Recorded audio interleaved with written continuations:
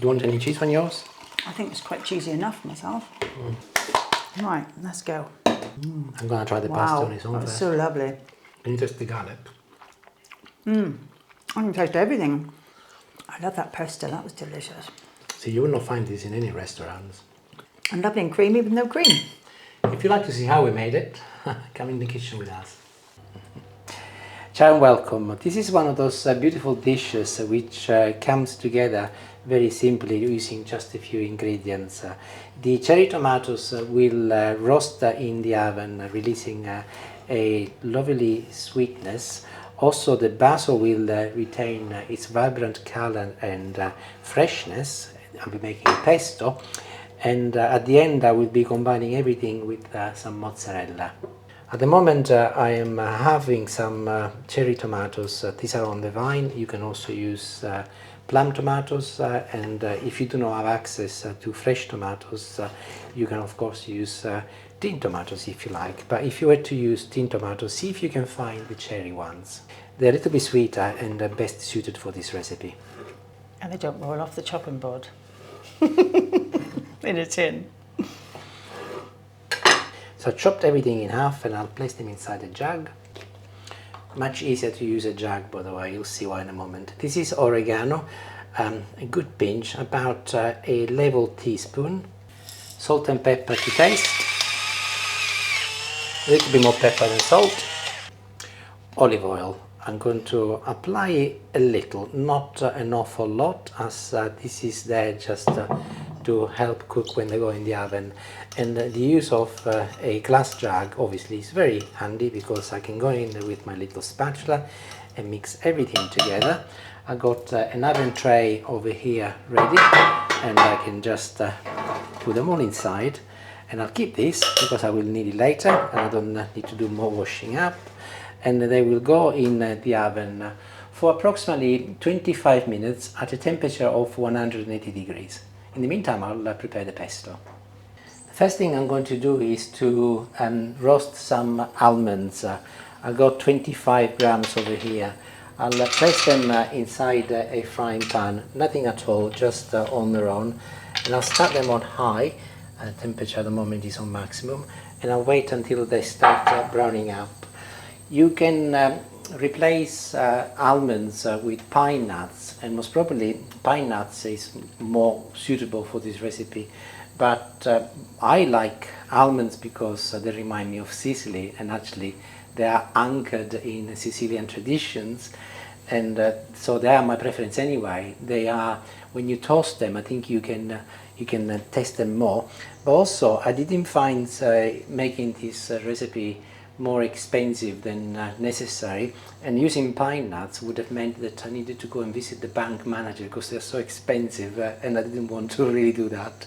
So if you like almonds, use almonds. They're just as good, if not better. Blimey, you're obviously not living in the UK these days. You'd be hard pushed to find a bank manager to go and see. Well, that's true. All the branches are closed. How come you've got one random one with the skin on? Well, I picked it by mistake. Ah. It doesn't matter. Did you actually peel those by hand? No, they were already. Also, I'm using blanched almonds today, but you can use normal almonds. I think there is one here and intruder over here. So if you use the normal ones, they will just give you a slightly darker sauce. It doesn't really matter, but blanched is even better because obviously they're a little bit more delicate. Why are you toasting them? Good point.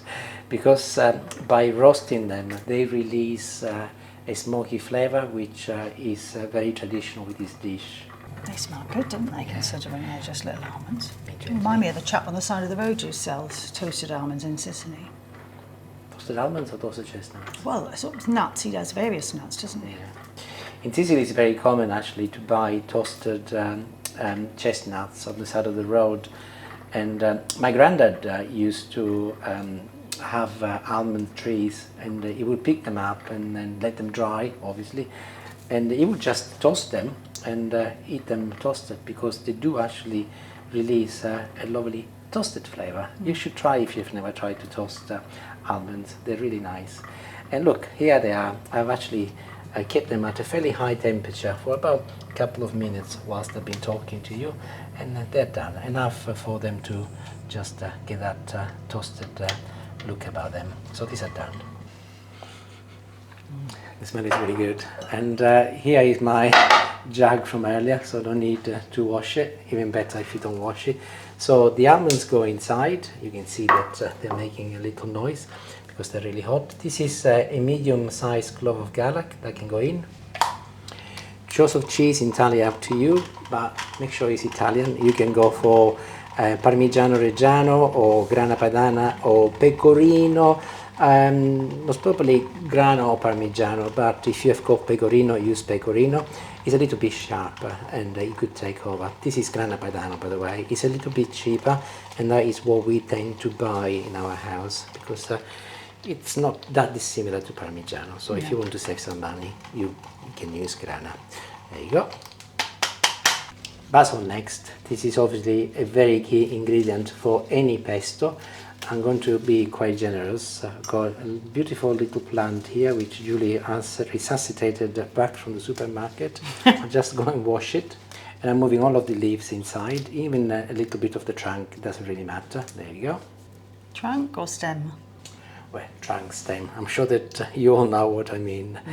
Now, olive oil once again, a little, and here I've got some water. I'll add that in, a little splash. This is cold. The water will have the basil staying nice and green, by the way, in case you're wondering, just a little. I think I was a little bit mean with the olive oil, just a little bit more. There we go. It's not like you. You do normally put a lot of olive oil in. Looks super already though, look. And I'll finish with some salt and pepper. Now here is a hand blender. Little tip, if you're using a blender or even if you're using a food processor, make sure that you do it in little stages because you don't want to really burn the basil. So I'll go in and I'll stop. I'll go in and I'll stop. And I'll have a shower. The main objective is to obviously with all of the almonds or pine nuts if you're using pine nuts, but not to go mad. And I'm going to make a suggestion. Use a closed top. Because it's spraying out everywhere. Okay, you could have used our little gadget you could have used, which had a lid on. You need to stop picking on me. I'm not picking on you, it's Yes, just you it are. sprayed me. There you go. Look, this is what you are looking for. Can you see that it's not as smooth as you would expect because I only done it slightly, so that's perfect. As always, the choice of pasta entirely up to you. It doesn't really matter too much. However, I will be using this pasta here, which is called casareccia, and it's a more homey and rustic pasta. And, one of my favourites. It's one of our favourites. But as I said, you can use also pennetta, or you can use rigatoni, or long pasta spaghetti will be quite nice. This is a nice little treat for us.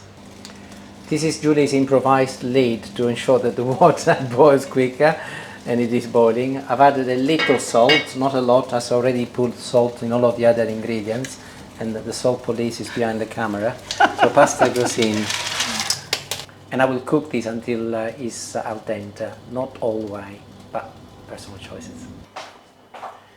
What you might not know is that this morning I was woken up at 5 o'clock by a noise downstairs. I woke Julie up thinking that we might have had a burglar, and He grabbed my foot, scared me out of a really deep sleep. anyway, and so we came downstairs. Julie came armed with a water bottle. My water bottle, yeah. Yeah, as if. And so we came downstairs and there was no more noise, and we thought it must have been an animal knocking on the window or something similar. So Julie went back to bed, but then I was wide awake, so I decided to stay up and do some editing of videos and so on. So half an hour later I heard the noise again, and it was a jackdaw, which is a typical blackbird that lives here. Big blackbird, like a small in, cat size, isn't in it? the UK, yes. And I took a little video footage. I'll show you here. You can see that I got up from my chair and I extended my arm, and there he is beating on the window. And he has kept me up since 7 o'clock, no, since 5 o'clock. So my question to you is, have you ever been woken up in the middle of the night thinking, oh, what's going on? And really got kind of worried.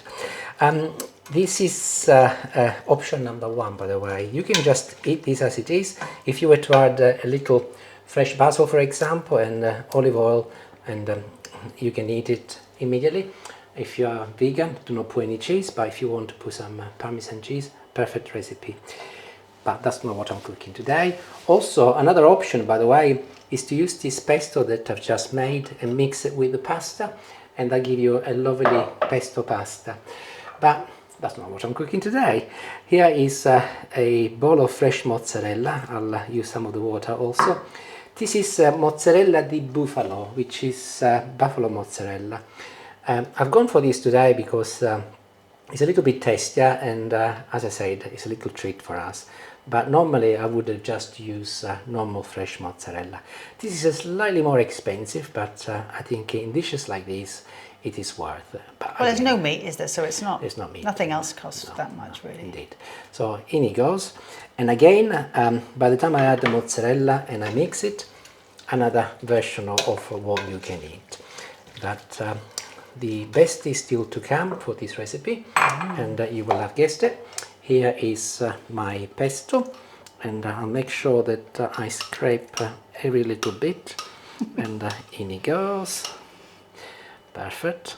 And you will find out that as soon as the pesto goes in with your pasta, being that everything is really hot, and you got the basil there, and also you got the raw garlic, of course, you will be amazed by the smell that will come up.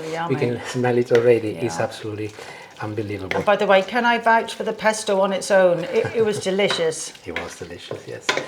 And just give this a quick mix.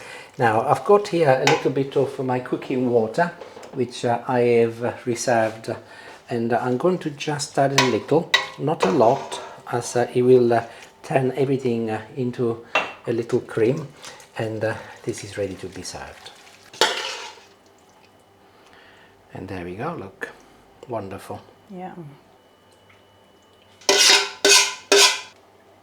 And dinner is ready. Well, you've seen us already eating it at the table, so buon appetito. Make it, and honestly, you will be really, really, really pleased that you make it. As I said, very simple, doesn't take a long time. And if you don't fancy putting the tomatoes in the oven, you can always put them on a frying pan and gently fry them a little olive oil. You will achieve a very similar outcome, but like this is a little bit healthier because we are not frying anything. Or maybe in the air fryer. Or in the air fryer, yeah, entirely up to you, but it doesn't take long in the oven. Buon appetito, ciao ciao.